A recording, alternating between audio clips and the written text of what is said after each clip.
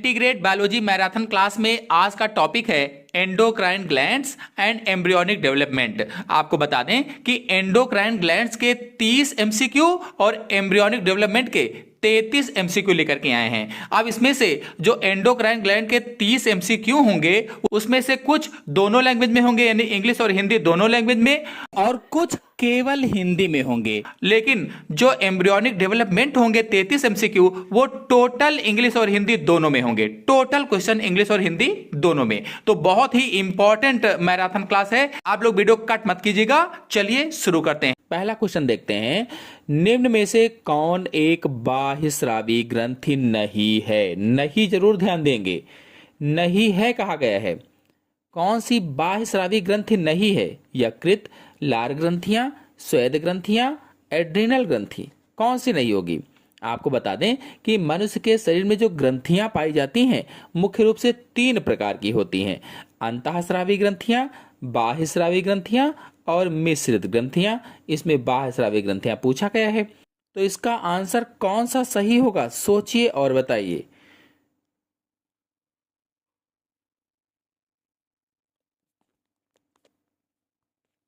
तो इसका आंसर सही होगा डी, एड्रिनल ग्रंथि बाह्यस्रावी ग्रंथि नहीं है। आपको बता दें कि बाह्यस्रावी ग्रंथियां वाहिनियों द्वारा अपना स्राव शरीर की सतह पर या शरीर के अंदर गुहाओं में स्रावित करती हैं, गुहाओं में, जबकि अंतःस्रावी ग्रंथियों में वाहिनियां नहीं होती हैं। ये अपना स्राव सीधे रुधिर में स्रावित करती हैं। और अंतःस्रावी ग्रंथियों के नाम में एड्रिनल ग्रंथि है, पिट्यूटरी ग्रंथि है, थायराइड ग्रंथि है आदि, ये सभी अंतःस्रावी ग्रंथियां होती हैं। नेक्स्ट क्वेश्चन है, निम्न में से कौन एक मिश्रित ग्रंथि है? मिश्रित ग्रंथि बताना है कौन सी है। थाइमस, थायराइड, अग्न्याशय, पिट्यूटरी, कौन सा ऑप्शन सही होगा?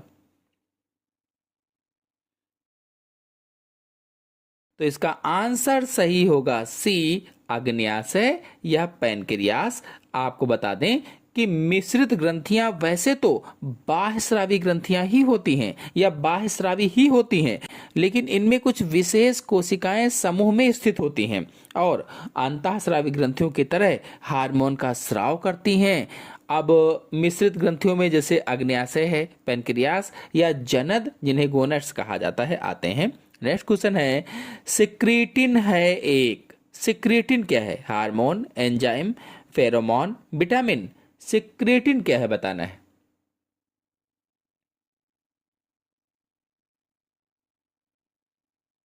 चार ऑप्शन आपके सामने दिए, कौन सा ऑप्शन सही हो सकता है?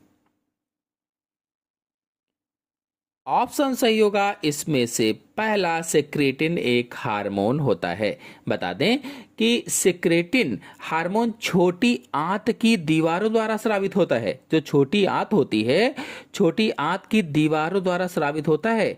और सही से कहें तो छोटी आंत का जो डियोडेनम भाग होता है, डियोडेनम तथा जेजुनम की म्यूकस मेम्ब्रेन की एंडोक्राइन कोशिकाओं द्वारा सिक्रेटिन हार्मोन स्रावित होता है और यह हार्मोन पाचन तंत्र में महत्वपूर्ण भूमिका निभाता है।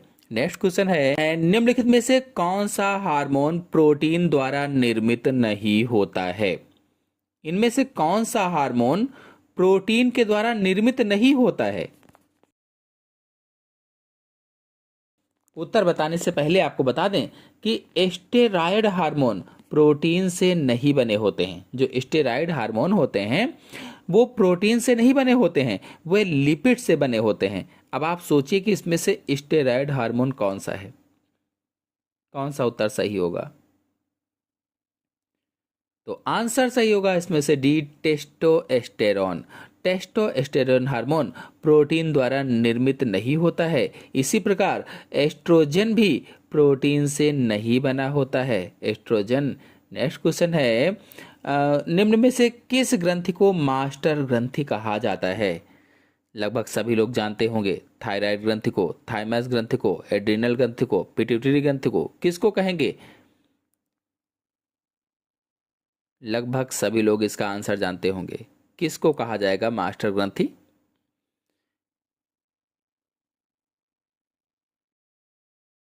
आंसर सही होगा इसमें से डी, पिट्यूटरी ग्रंथि को मास्टर ग्रंथि कहा जाता है। बता दें कि पिट्यूटरी ग्रंथि को मास्टर ग्रंथि के अतिरिक्त पीयूष ग्रंथि भी कहा जाता है, पीयूष ग्रंथि। और यह ग्रंथि हमारे अग्र मस्तिष्क में स्थित होती है, अग्र मस्तिष्क में। अब यहाँ एक प्रश्न बनता है कि पिट्यूटरी ग्रंथि को मास्टर ग्रंथि क्यों कहा जाता है। तो आपको बता दें कि यह ग्रंथि शरीर की अन्य अंतःस्रावी ग्रंथियों पर नियंत्रण रखती है, जो अन्य एंडोक्राइन ग्लैंड होती हैं उनको कंट्रोल करती है, इसीलिए इसे मास्टर ग्रंथि कहा जाता है। जैसे मास्टर चाबी होती है जो सभी तालों में लग जाती है, सभी को कंट्रोल कर सकती है, उसी तरह से इसे भी, तो उसी तरह से ये भी है, तो इसीलिए इसे मास्टर ग्रंथि कहा जाता है। नेक्स्ट क्वेश्चन है, एडिशन रोग किस हार्मोन के अल्पस्रावन के कारण होता है। एडिशन रोग जो है किस हार्मोन के अल्पस्रावन से होता है।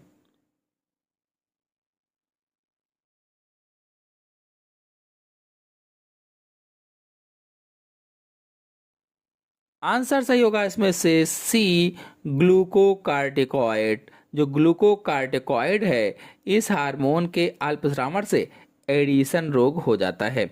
बताते चलें कि ग्लूकोकार्टिकॉइड्स हार्मोन अधिवक्र ग्रंथि अथवा एड्रीनल ग्रंथि से स्रावित होता है। ये जो हार्मोन है ये कहाँ से स्रावित होता है, तो अधिवृक्क ग्रंथि या एड्रीनल ग्लैंड से स्रावित होता है। जो हमारे वृक्क होते हैं, किडनी होती हैं, उनके ऊपर टोपी जैसी एक संरचना होती है, उसे एड्रीनल ग्रंथि कहा जाता है या अधिवृक्क ग्रंथि कहा जाता है। तो उसी अधिवृक्क ग्रंथि से ग्लूकोकार्टिकॉइड हार्मोन स्रावित होता है। जो एडिशन रोग है इसमें सोडियम के साथ जल की अधिक मात्रा मूत्र के साथ निकलने लगती है। एडिशन रोग में सोडियम के साथ में जल की अधिक मात्रा मूत्र के साथ निकलने लगती है, जिससे शरीर का निर्जलीकरण हो जाता है और ब्लड में शुगर की कमी हो जाती है। नेक्स्ट क्वेश्चन है, कुशिंग रोग किस हार्मोन के अतिस्रावण से होता है। कुशिंग रोग बताना है।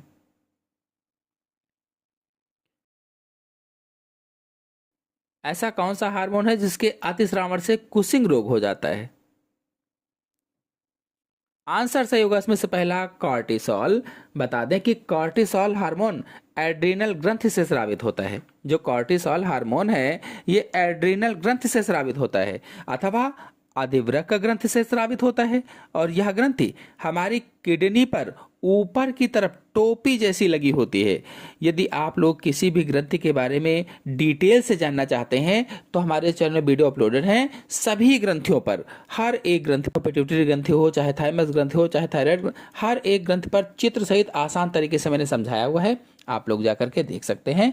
नेक्स्ट क्वेश्चन है, पिट्यूटरी ग्रंथि अथवा पीयूष ग्रंथि पाई जाती है, कहाँ पाई जाती है।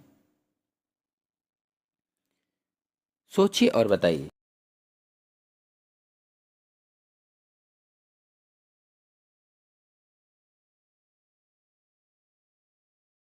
तो आंसर सही होगा इसमें से बी, मस्तिष्क में पाई जाती है। जो पिट्यूटरी ग्रंथि है अथवा पीयूष ग्रंथि है अथवा इसे मास्टर ग्रंथि भी कहा जाता है, यह मस्तिष्क में पाई जाती है। और पिट्यूटरी ग्रंथि से कई हार्मोन स्रावित होते हैं, कई, जैसे GH, ACTH, TSH, FSH, LH, MSH. तो ये सभी पिट्यूटरी के अग्रभाग से स्रावित होते हैं। जो हार्मोन मैंने बताए ये सभी पिट्यूटरी के अग्रभाग से स्रावित होते हैं और पिट्यूटरी के पश्च भाग से ऑक्सीटोसिन हार्मोन स्रावित होता है। नेक्स्ट क्वेश्चन है, इंसुलिन हार्मोन स्रावित होता है, कौन सा ऑप्शन सही होगा। सभी लोग सोचिए और बताइए। इंसुलिन हार्मोन स्रावित होता है पूछा गया है।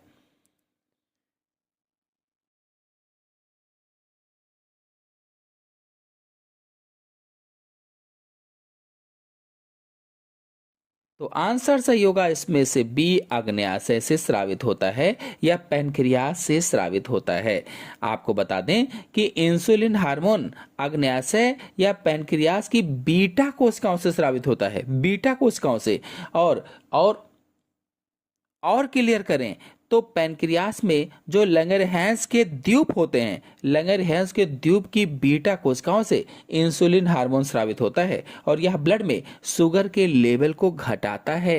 नेक्स्ट क्वेश्चन है, इंसुलिन हार्मोन की कमी से होने वाला रोग है, इंसुलिन हार्मोन अगर शरीर में कम हो जाए तो कौन सा रोग हो जाएगा? सोचिए और बताइए।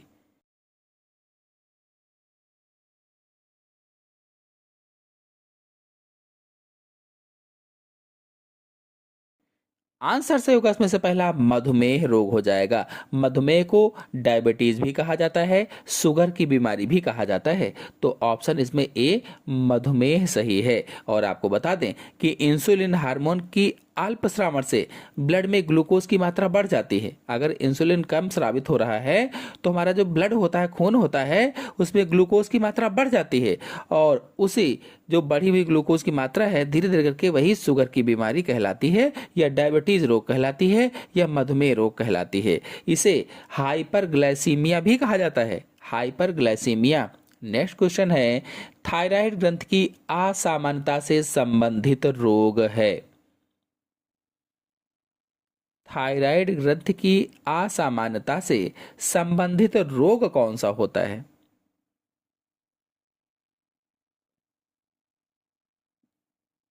आंसर सही होगा इसमें से डी, ये सभी, यानी क्रेटिनिज्म, मिक्सोडीमा, घेंगा, ये सभी थायराइड की असामान्यता से होने वाले रोग हैं। यानी थायराइड ग्रंथ के विकारों में जड़वा मनता, जिसे क्रेटिनिज्म कहा गया है, यहाँ पर ये लिखा गया है, मिक्सिडीमा, सामान्य घेंघा, हाशिमोटो आदि विकार उत्पन्न होते हैं।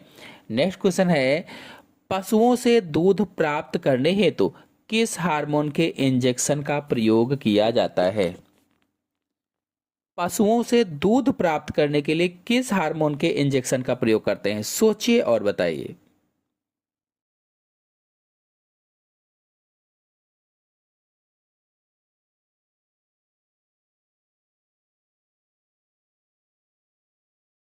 ऑप्शन सही होगा इसमें से भी, ऑक्सीटोसिन हार्मोन का प्रयोग किया जाता है। तो दूध निकालने वाला हार्मोन कौन सा है? ऑक्सीटोसिन है। और यह हार्मोन स्तन ग्रंथियों से दूध को बाहर निकालने में मदद करता है। आपको बता दें कि प्रोलैक्टिन हार्मोन, जो प्रोलैक्टिन है, प्रोलैक्टिन हार्मोन स्तन में दूध के उत्पादन को प्रेरित करता है।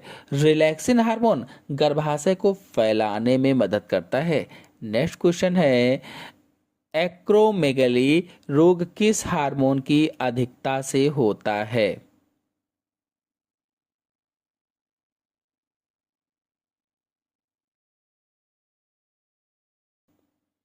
एक्रोमेगली रोग किस हार्मोन की अधिकता से होगा? कौन सा ऑप्शन सही होगा?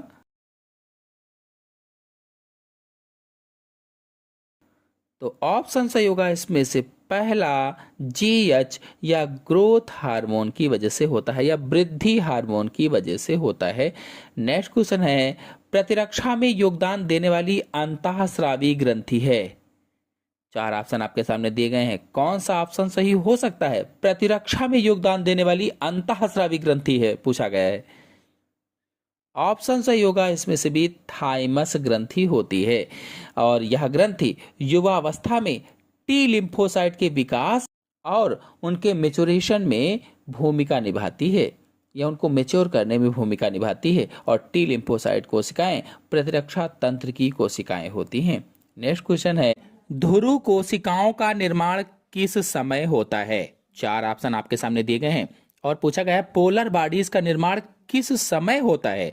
सोचिए और बताइए। गैमेटोजेनेसिस के समय, स्पर्मेटोजेनेसिस के समय, स्पर्मेटोलाइसिस के समय, oogenesis के समय, कौन सा आंसर सही होगा? सोचिए और बताइए।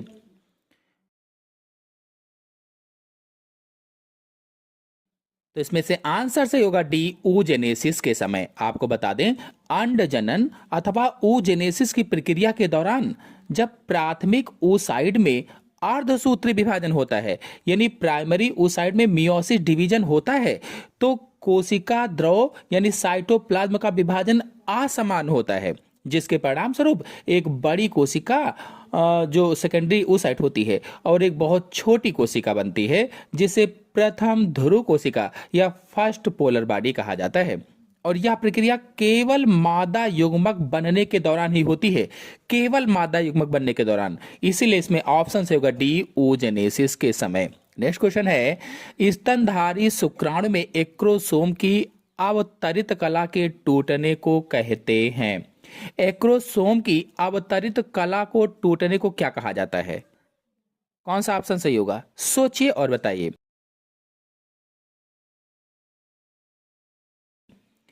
ऑप्शन सही होगा इसमें से सी, कैपेसिटेशन कहते हैं, यानी योग्यता प्राप्ति कहा जाता है। आपको बता दें, जब शुक्राणु मादा जनन मार्ग में प्रवेश करता है तो उसमें कुछ शारीरिक बदलाव आते हैं जिसे कैपेसिटेशन कहा जाता है।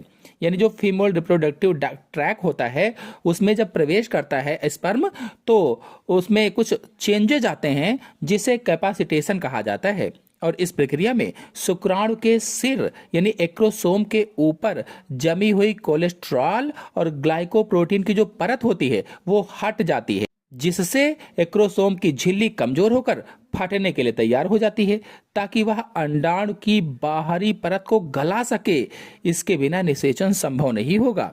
नेक्स्ट क्वेश्चन है, निषेचन की प्रक्रिया में अंतिम घटना होती है। निषेचन की जो प्रक्रिया होती है उसमें अंतिम घटना कौन सी होती है? कौन सा ऑप्शन सही होगा? सोचिए और बताइए।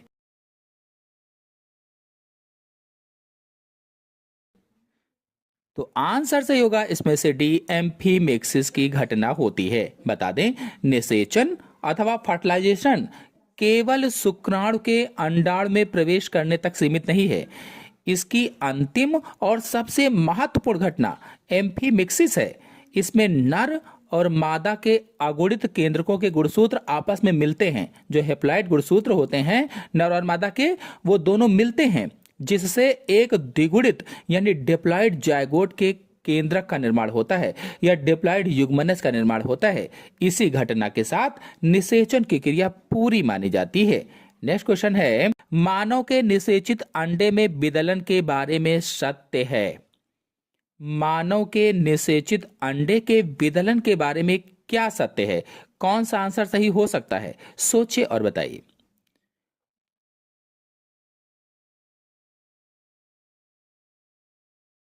तो इसमें से आंसर सही होगा C, it's start when egg is in fallopian tube.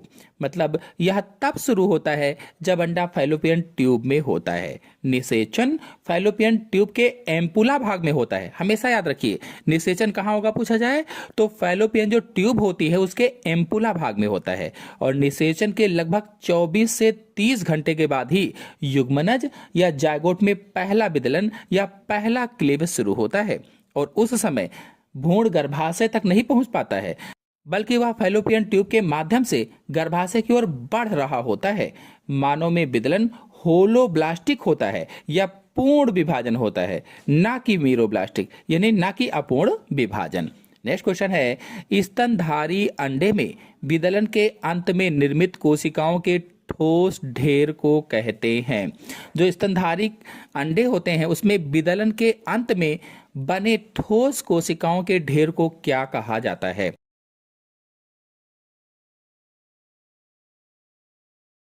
Option आपके सामने दिए गए हैं, कौन सा ऑप्शन सही हो सकता है?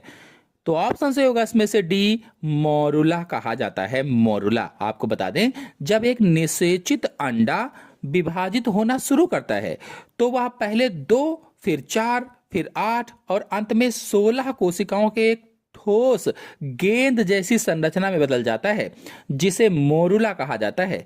मोरुला। और आपको बता दें, इसके बाद भी इसमें तरल पदार्थ भरता है और ये ब्लास्टुला या फिर ब्लास्टोसिस्ट का निर्माण करता है। नेक्स्ट क्वेश्चन है, शुक्राणु के कोशिका द्रव्य की सतही परत पर पाया जाने वाला रासायनिक पदार्थ है। सतही परत पर पाया जाने वाला रासायनिक पदार्थ कौन सा होता है, बताना है।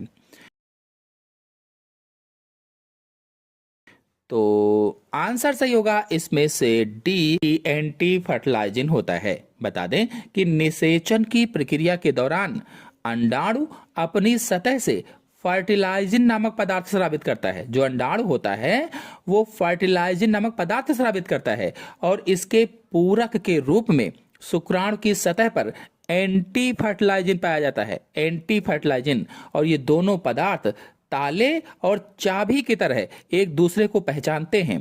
जिससे यह सुनिश्चित होता है कि समान प्रजाति का शुक्राणु ही अंडे को निषेचित करे।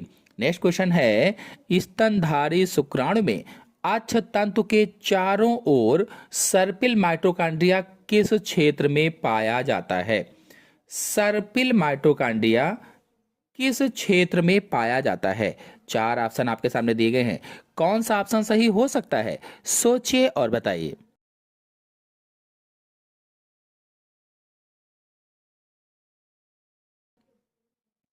तो आंसर सही होगा इसका डी, मिडिल पीस में पाया जाता है, यानी मध्य भाग में पाया जाता है। आपको बता दें कि शुक्राणु के 3 मुख्य भाग होते हैं, सिर, मध्य भाग और पूंछ। मध्य भाग यानी मिडिल पीस, तो मिडिल पीस में माइटोकॉन्ड्रिया एक सर्पिल आकार में व्यवस्थित होती है, स्पाइरल माइटोकॉन्ड्रिया पाई जाती है, जिसे नेबन कर्ण भी कहा जाता है, नेबन कर्ण। और ये माइटोकॉन्ड्रिया शुक्राणु को तैरने के लिए ऊर्जा प्रदान करती है, जिससे शुक्राणु चल पाता है। नेक्स्ट क्वेश्चन है, 28 दिनों के मानवीय अंडाशय चक्र में अंडोत्सर्ग कब होता है?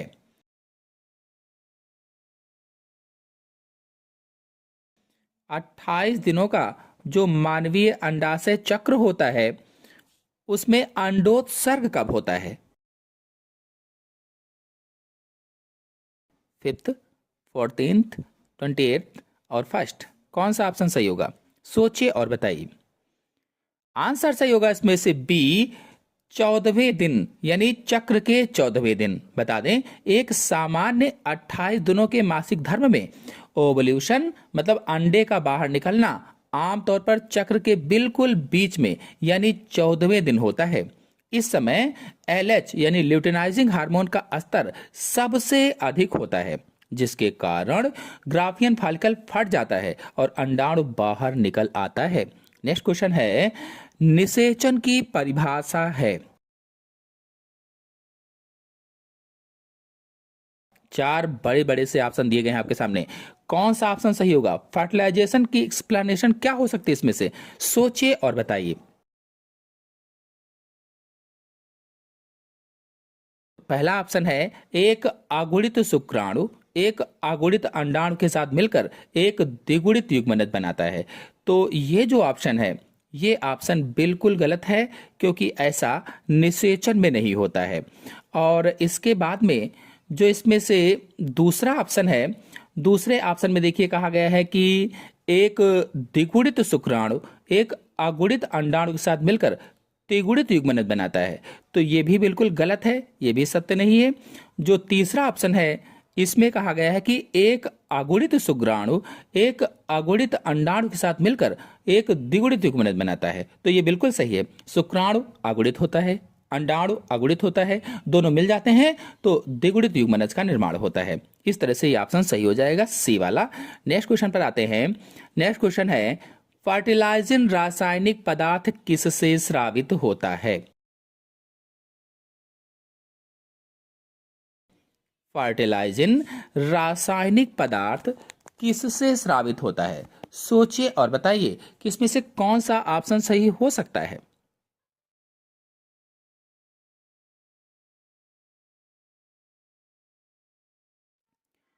तो इसमें से ऑप्शन सही होगा सी, मैच्योर एग, यानी परिपक्व अंडाणु से स्रावित होता है। आपको बता दें कि फर्टिलाइजिन एक ग्लाइकोप्रोटीन है, ग्लाइकोप्रोटीन जो परिपक्व अंडाणु की सतह से स्रावित होता है, मैच्योर एग की सतह से स्रावित होता है और शुक्राणु की सतह पर एंटी फर्टिलाइजिन होता है। ये दोनों आपस में जुड़कर यह सुनिश्चित करते हैं कि उसी प्रजाति का शुक्राणु अंडे को निषेचित करे। नेक्स्ट क्वेश्चन है, 100 प्राथमिक oocyte से कितने अंडे बनते हैं? How many eggs are form from 100 primary oocytes? 100 प्राथमिक oocyte से कितने अंडे बनेंगे?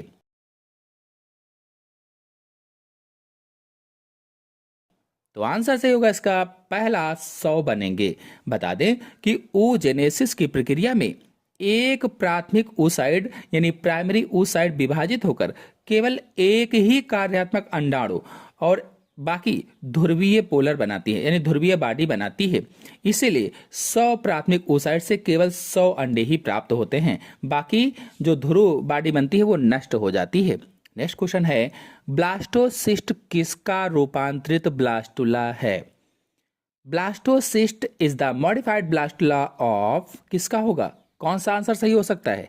सोचिए और बताइए।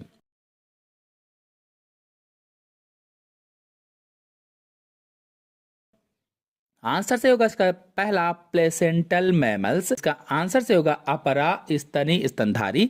बता दें, स्तनधारियों में विकासशील भ्रूण को ब्लास्टोसिस्ट कहा जाता है।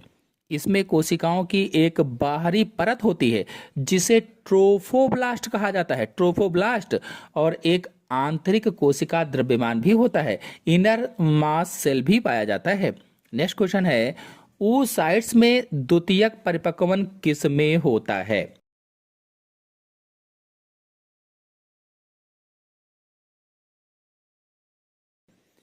In which part does secondary maturation occur in oocytes? कौन सा ऑप्शन सही होगा? सोचिए और बताइए।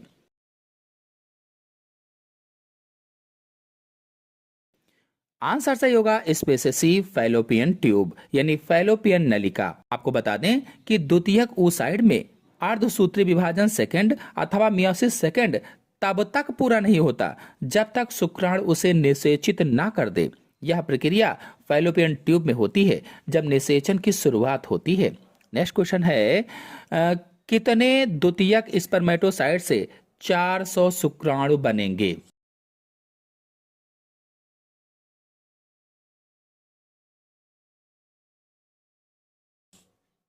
कितने द्वितीयक स्पर्मेटोसाइट से 400 शुक्राणु बनेंगे? How many secondary spermatocytes produce 400 sperms? कौन सा आंसर सही होगा? सोचिए और बताइए।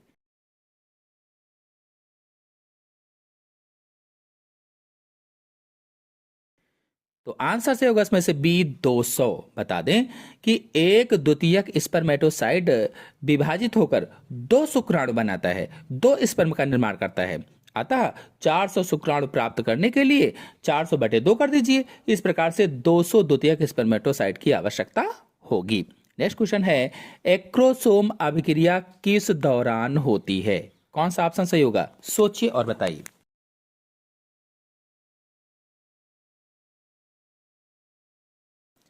एक्रोसोम अभिक्रिया किस दौरान होती है?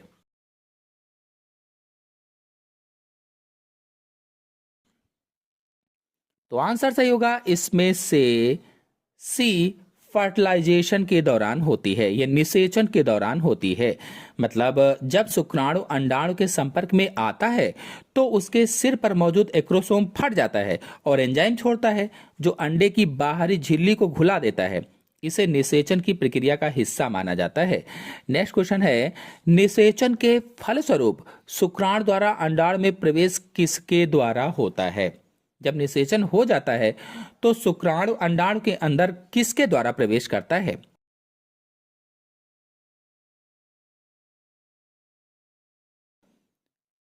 कौन सा आंसर सही होगा?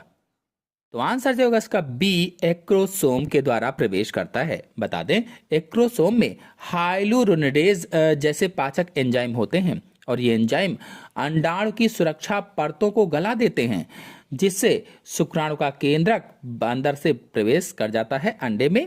नेक्स्ट क्वेश्चन है, विदलन के फलस्वरूप अंडे का पूर्ण विभाजन कहलाता है।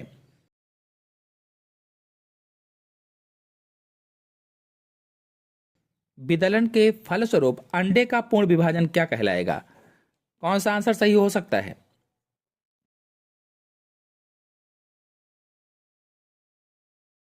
तो आंसर सही होगा इसमें से बी, होलोब्लास्टिक कहलाता है। बता दें, जब युग्मनज पूरी तरह से विभाजित हो जाता है तो उसे होलोब्लास्टिक विदलन कहते हैं और यह आमतौर पर उन अंडों में होता है जिनमें पीतक की मात्रा बहुत कम होती है या जिनमें यौग की मात्रा बहुत कम होती है। जैसे मनुष्य में पीतक या यौग की मात्रा बहुत कम होती है। नेक्स्ट क्वेश्चन है मानव के स्पर्मेटिड्स में कितने गुणसूत्र होते हैं?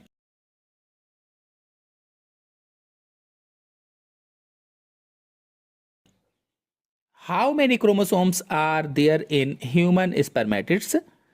23, 46, 47, 42। कौन सा आपसा सही हो सकता है? सोचिए और बताइए।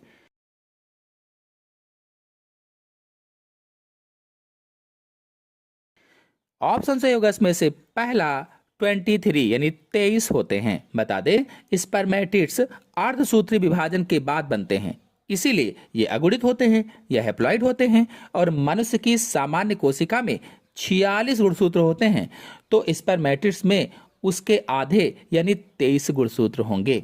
नेक्स्ट क्वेश्चन है, गर्भधारण के दौरान कार्पस ल्यूटियम किस हार्मोन द्वारा बना होता है या बना रहता है? Which hormone maintains the corpus luteum during pregnancy?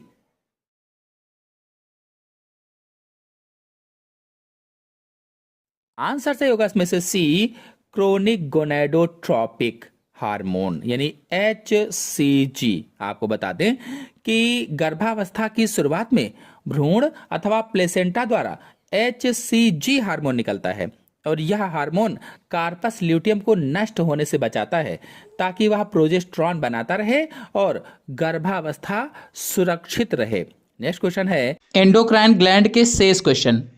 यदि एक टैडपोल से थायराइड ग्रंथि को निकाल दिया जाए तो 4 ऑप्शन दिए गए हैं, क्या हो जाएगा? जो मेढक का लार्वा होता है उसे टैडपोल कहा जाता है। तो कहा गया यदि एक टैडपोल से थायराइड ग्रंथि को निकाल दिया जाए तो आंसर सही होगा इसमें से डी, यह आजीवन टैडपोल ही रहेगा। आजीवन टैडपोल। आपको बता दें कि यह ग्रंथि निकाल देने पर कायांतरण की प्रक्रिया प्रभावित होती है, मतलब उसके शरीर की काया में कोई भी अंतर नहीं आएगा, यह जीवन भर टैडपोल ही रहेगा।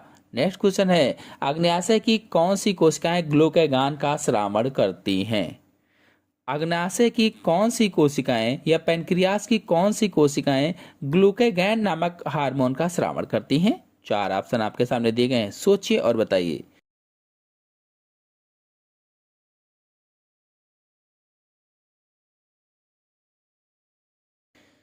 ऑप्शन सही होगा इसमें से पहला अल्फा कोशिकाएं। जो अल्फा कोशिकाएं हैं ये ग्लूकागॉन नामक हार्मोन का श्रावण करती हैं। आपको बता दें कि ग्लूकागॉन रुधिर में शर्करा का स्तर बढ़ाता है, रुधिर में ब्लड में शुगर बढ़ाता है। और जो बीटा कोशिकाएं हैं इनसे इंसुलिन का श्रावण होता है बीटा कोशिकाओं से। और जो गामा कोशिकाएं हैं इनसे सोमैटोस्टैटिन का श्रावण होता है। नेक्स्ट क्वेश्चन है, स्तनधारियों में उपापचयी दर नियंत्रित होती है? स्तनधारियों में उपापचयी दर नियंत्रित होती है।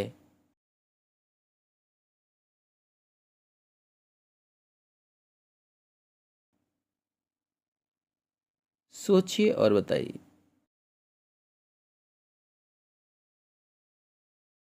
आपको बता दें कि शरीर द्वारा ऊर्जा का उपयोग करने की गति को उपापचयी दर कहा जाता है, और यह दर बताती है कि शरीर एक निश्चित समय में कितनी ऊर्जा का उपयोग करता है। तो ऑप्शन सही होगा इसमें से डी, थायराइड द्वारा। नेक्स्ट क्वेश्चन है, सामान्यतः हार्मोन नहीं पाए जाते हैं? सामान्यतः किसमें हार्मोन नहीं पाए जाते हैं?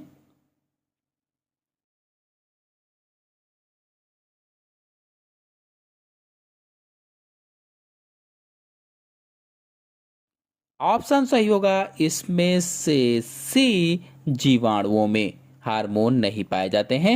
नेक्स्ट क्वेश्चन है, प्रोजेस्टेरॉन तथा रिलैक्सेशन का स्राव होता है किससे होगा? सोचिए और बताइए।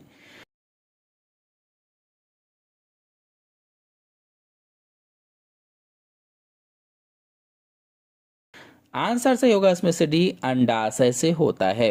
नेक्स्ट क्वेश्चन है, निम्नलिखित में से कौन भय तथा उड़ान हार्मोन स्रावित करता है?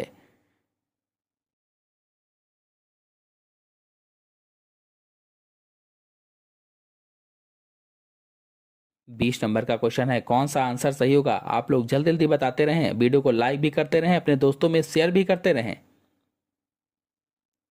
आंसर सही होगा इसमें से डी, एड्रेनल ग्रंथि। एड्रेनल ग्रंथि। नेक्स्ट क्वेश्चन है, टेस्टोस्टेरोन स्रावित होता है किससे स्रावित होगा?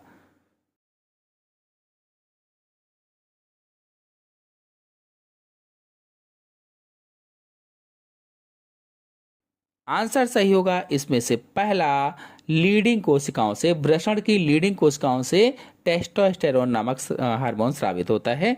नेक्स्ट क्वेश्चन है, इंसुलिन की खोज की थी। इंसुलिन की खोज किसने की? सोचिए और बताइए।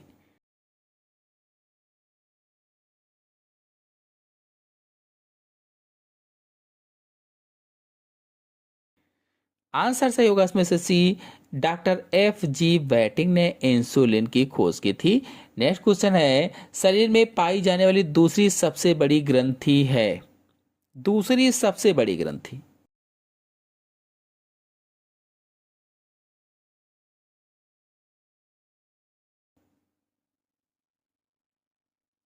तो अग्न्याशय या पैनक्रियास होता है। नेक्स्ट क्वेश्चन है, शरीर में पाई जाने वाली सबसे बड़ी ग्रंथि कौन सी है?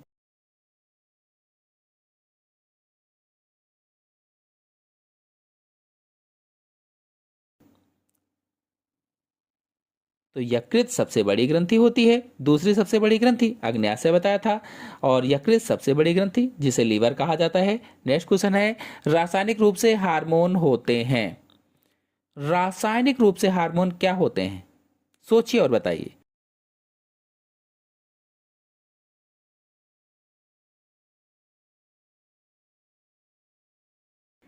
आंसर सही होगा इसमें से डी, प्रोटीन, बायोजेनिक एमीन और स्टेरॉइड रासायनिक रूप से हार्मोन होते हैं। नेक्स्ट क्वेश्चन है, गठिया रोग के उपचार में दिया जाने वाला हार्मोन है। गठिया रोग के उपचार में कौन सा हार्मोन दिया जाता है?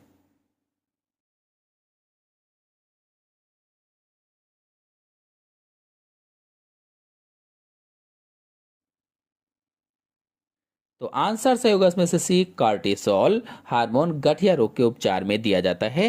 नेक्स्ट क्वेश्चन है, मेलेटोनिन का स्राव होता है। मेलेटोनिन का स्राव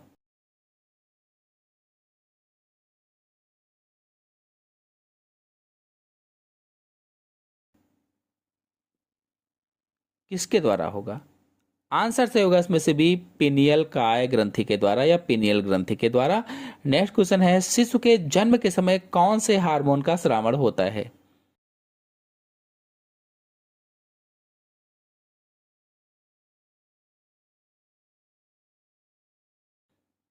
शिशु के जन्म के समय।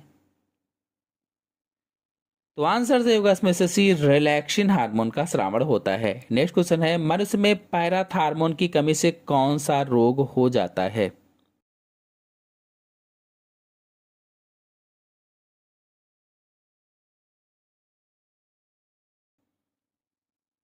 तो आंसर सही होगा इसमें से बी, हाइपोकैल्सीमिया रोग हो जाता है।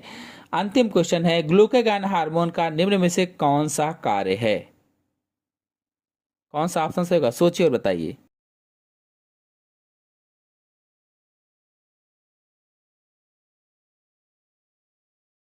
ऑप्शन सही होगा सी, यकृत कोशिकाओं से ग्लूकोज को मुक्त करना एवं ग्लाइकोजेनेसिस को प्रेरित करना। आशा है आपको पूरा वीडियो अच्छी तरीके से समझ में आ गया होगा। आ गया हो तो वीडियो को लाइक कीजिए, अपने सभी दोस्तों में शेयर कर दीजिए, और चैनल पर पहली बार आए हैं तो चैनल को सब्सक्राइब भी कर लीजिए और नोटिफिकेशन बेल को भी ऑन कर लीजिए, ताकि आपको जो भी वीडियो डालें उसकी नोटिफिकेशन प्राप्त होती रहे। धन्यवाद।